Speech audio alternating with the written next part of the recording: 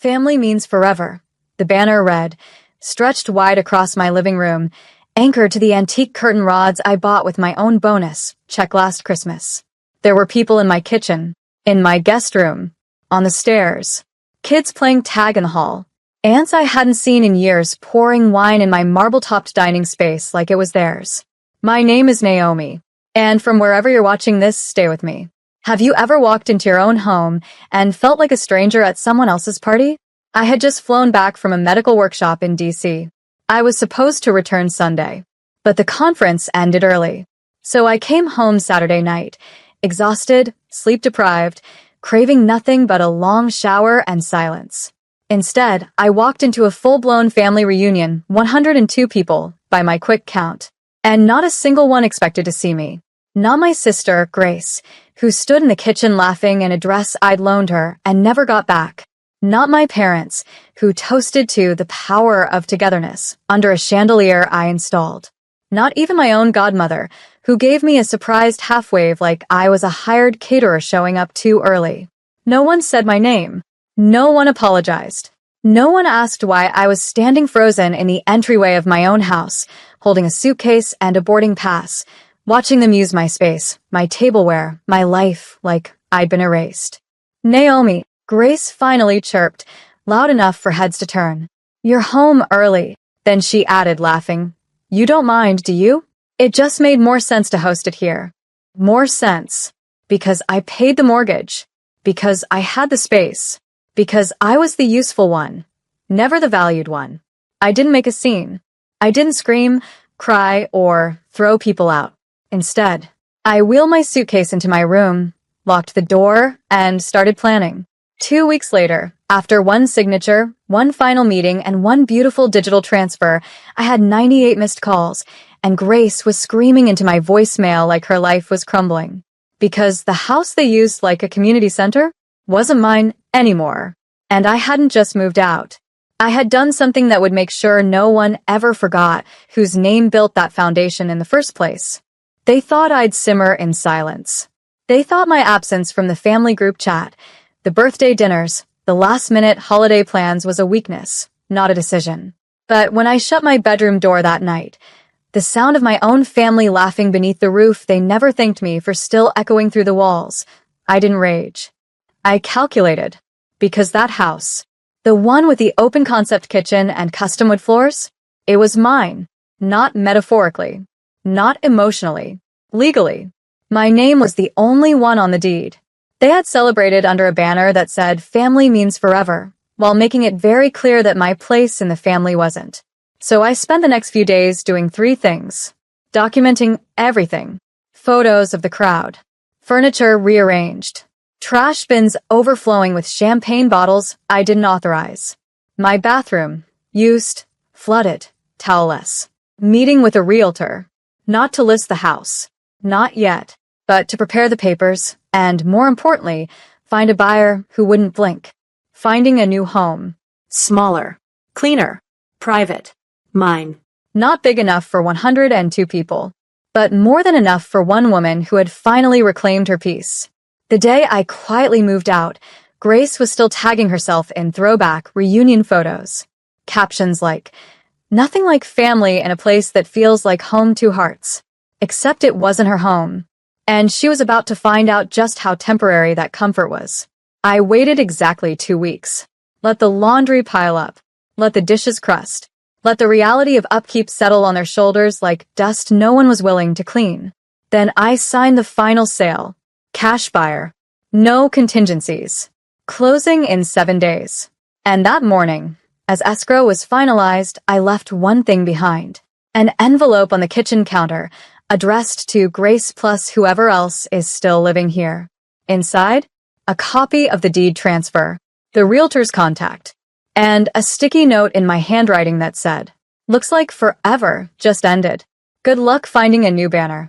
That evening, my phone exploded. 98 missed calls, and a voicemail from Grace that started with shrieking and ended with, you sold it. You sold the house. Where are we supposed to go? I pressed delete, then poured a glass of wine, sat in my quiet, rented apartment and smiled. Because they had used me as a structure. But I had always been the foundation. And now, they could feel what it's like to lose something they never valued, until it was gone. The next morning, I got a text from Dad. No greeting. No punctuation. We need to talk. You've made a huge mistake. A mistake? Funny. That's what they said when I turned down a stable residency placement to build my private practice. When I chose preventive care over big hospital prestige. When I bought that house without consulting the family. They only called it a mistake when it no longer benefited them. I didn't reply. I didn't have to. Because just hours later, my realtor called to confirm the buyers were walking the property. The same living room where I used to be asked to take everyone's coats, now filled with architects sketching plans for a wellness retreat. The house was becoming a clinic. My clinic. I was leasing it back through a professional partnership, same address, new purpose. No more potluck parties, no more sticky-fingered kids drawing on my walls. Just treatment rooms, calm, and me. Grace didn't take it well. She showed up outside my new place that evening, bangs wild, phone in one hand, iced coffee in the other like it might cool her rage. Naomi, what the hell? You just gave our family home away? What about tradition? What about holidays? I looked her in the eye. You mean the holidays I wasn't invited to? Or the ones where I came late, so you wouldn't have to rearrange seating? She scoffed. You're being dramatic. No. I'm being deliberate. There's a difference. She tried guilt next. Dad's heartbroken. Mom's humiliated. Do you know how this makes us look? I smiled. Like people who should have thought twice before treating me like a backup generator. Then I handed her a printed copy of the check. Not to flaunt it, to make it real. Congratulations, I said. Your reunion bought me a full medical wing and a life without crumbs. She stared at it like it might burn her fingers. Where are we supposed to go now? She whispered. Anywhere that doesn't have my name on the mailbox. She left in silence. Not because she ran out of words, but because there was nothing left she could say that would erase what she'd done. That night, I opened my calendar. First appointment in the new space. A single mother suffering burnout. Second, a teen girl with chronic fatigue, misdiagnosed too many times. Third, a retired nurse with no one to advocate for her care.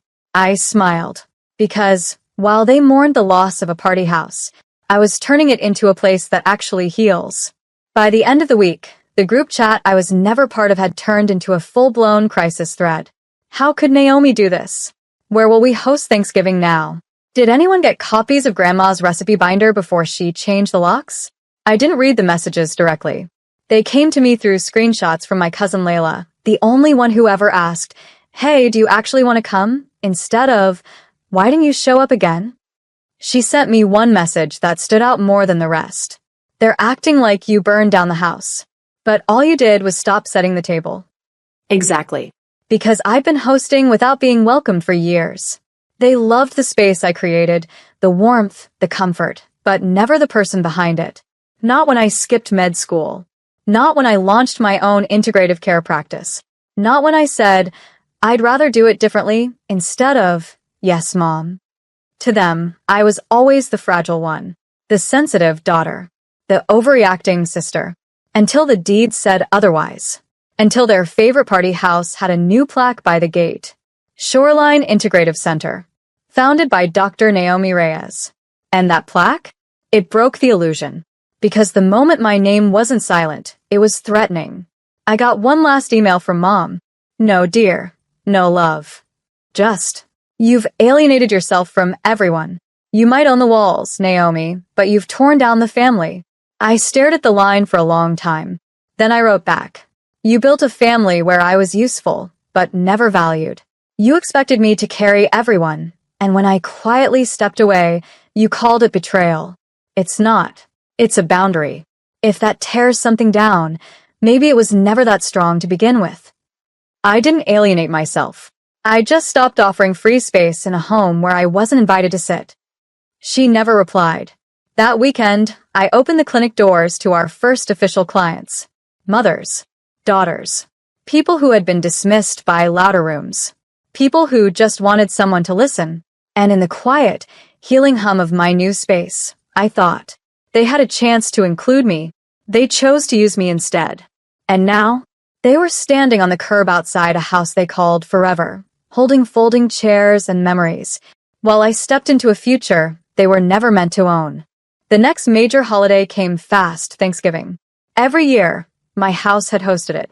Not because they asked, but because it was convenient. More room, better oven, enough chairs. Grace used to text me 2 days before. Hey, can you do the stuffing again? Yours is just less soggy than mom's. No invite, just expectation. I was the venue, the unpaid planner, the cleanup crew. And they'd sit there, grinning, complimenting the centerpiece I made, then switching to a new topic whenever I spoke. But this year the gate code was changed. And my new tenant? A woman named Dr. Hadley, who ran prenatal care programs and didn't take kindly to surprise doorbell rings from emotional aunts with store-bought pies. At 3:48 p.m., Grace posted a photo. 10 of them, cramped in a tiny condo kitchen, folding chairs lined up like it was a job interview. The caption read, "Family isn't about where you are, it's about who shows up. Red heart, #thankful. Except I did show up. For years. I showed up when Dad was recovering from his heart surgery, and no one else remembered the medication chart. I showed up when Mom forgot to get the heater fixed in winter, and I paid for it quietly. I showed up when Grace couldn't make rent and called me sobbing at 1:30 a.m., and I zelled her $1,200 before she even asked. But I never got a plate, never got a speech, never even got a chair with my name on it. So this year, I set a new table. Not figuratively. Literally. At Shoreline Integrative Center, we hosted our first community Thanksgiving. We opened the clinic lounge, catered a meal, and invited single mothers, underpaid caretakers, and women who didn't have real family but had real hearts. There were tears. There was dancing. There were toasts that said thank you with sincerity, not obligation. Mid-meal, an older woman stood up and looked straight at me. "You gave us a place to be seen," she said. "That's not family by blood. That's family by choice." The room clapped, and I realized this was home. Not the house I sold, not the DNA I left behind, but the table where I no longer had to shrink to fit. Later that night, I checked my phone. No missed calls. Just one message from Layla, my cousin. "They still don't get it, but I do. You built something real. I'm proud of you." I looked around, at the full plates, the full hearts, and I thought, they can keep their banner. Because forever doesn't mean anything when it only applies to the ones they choose. But now, I choose. By December, the family had a new strategy. Rewrite the past fast. Grace posted a carousel of old photos. Us in matching sweaters. Me, age 10, carving turkey while the adults drank wine. Caption: "Through ups and downs, we've always been together. That's what matters. Red heart, #family is everything." Except no. We weren't always together. They were always together. I was the one behind the camera. The one washing dishes alone. The one sleeping on the pull-out sofa because Grace called the guest room first. This wasn't nostalgia. It was a cover-up. And I wasn't going to let it stand. But I also wasn't going to fight. I didn't need to. Because the clinic, it was growing fast. We were booked solid into March. 2 new physicians joined our team. And a local reporter asked to do a human interest feature called Healing Her Way. I agreed. But on one condition. I told the truth. No glossing. No soft focus version of what happened. Just the raw, simple truth. I came home from a medical workshop and found 102 people hosting a party under my roof. A party I was never invited to. That's when I realized, sometimes, blood doesn't mean belonging. The article went viral. I got emails from women across the country. Some crying. Some angry. All of them saying the same thing. Thank you for saying it. I thought I was the only one. But the best part? We got a letter, handwritten, from a former nurse practitioner named Clarice. She wrote, "When I was pushed out of my family for choosing hospice work over private hospitals, I thought I'd die invisible. But seeing your clinic, seeing how you turned pain into structure, I finally believe there's value in what I did." We hired her the next week, not because her story broke our hearts, but because her story built them. Meanwhile, the group chat exploded again. Someone had sent the article to Mom. She didn't call, didn't message, just updated her Facebook bio from proud mother of two to nothing. Erased me again. But this time, it didn't hurt, because what they don't understand is this. You can rewrite the photo captions, crop out the hard moments, pretend everyone smiled. But real legacy is in the names whispered by the people you helped when no one else showed up. And those stories? They can't erase them. Not from the walls of my clinic, not from the mouths of my patients, and not from the one story I finally wrote for myself. New Year's Eve. The one night my parents insisted was sacred tradition. Matching outfits. Dad's weird lentil soup. Champagne flutes none of us liked. Every year, I'd stand in the kitchen slicing fruit for a punch I wasn't allowed to pour because Grace is better at the aesthetic stuff. And every year, at exactly 12:01 a.m., I'd be the one holding the camera, not the one in the photo. But this year, no invitation came. Not even a forwarded link to the family group Zoom. And still, I smiled. Because while they were prepping for confetti and performance, I was prepping for purpose. I was co-hosting a midnight circle at the clinic, a quiet gathering of women and caretakers who had no one else to count the clock down with. Some were patients. Some were single. Some were just tired of pretending they felt loved in places that only tolerated them. We sat in a circle. No fireworks, just warmth. Candles. Real stories. A teacher shared how her own brother took over her house after she cared for their dying mother. A mother admitted her daughter hadn't spoken to her in 6 years because she didn't choose the right man. And then they looked at me. "What about you, Dr. Reyes?" one asked gently. "What did you leave behind this year?" I took a breath. "An address," I said. "And a version of myself who waited too long for someone to save her a seat." They nodded. Not in sympathy, in understanding. Because we all knew what it felt like to be present in everyone else's life, but absent from our own. At midnight, we rang in the new year together, not with noise, but with peace. Across town, Grace posted a reel. Matching dresses. Party horns. Caption. "The ones who matter are always here, kiss mark sparkles." Still trying to speak to me through exclusion. But I didn't feel hurt. I felt proof that I no longer needed their invitations to feel welcome. Because I'd made my own space, one that never asked people to shrink. A space that didn't care about optics, only truth. And truthfully, this was the first New Year's I hadn't felt alone. Because when you stop begging for connection and start building community, you stop being erased. You become unmissable. 3 months later, I received a thick white envelope, handwritten, from Mom. Inside, a long letter, sloppy cursive, pages of reflections and justifications. "We didn't mean to hurt you. You've always been more independent. We thought you preferred it. You were busy. We didn't want to burden you with hosting. We made mistakes, but we're still your family. Still asking me to fold myself back into a shape that made them comfortable. Still pretending it was a misunderstanding, not a pattern. Still trying to return to a home they burned while I was away, thinking I wouldn't smell the smoke when I came back." The last page had a bold ask. "Come to Grace's baby shower. It won't be the same without you. She misses you." I didn't attend. Instead, I hosted a clinic event that weekend. A wellness day for first-time mothers without support systems.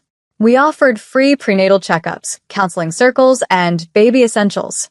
One of the women pulled me aside and whispered, "Thank you. I haven't felt like someone cared in a long time." I smiled. "You're not alone anymore." Later, while cleaning up, I saw a text from Layla. "Grace is crying. Your absence is louder than any gift." She meant it as guilt, but I took it as truth.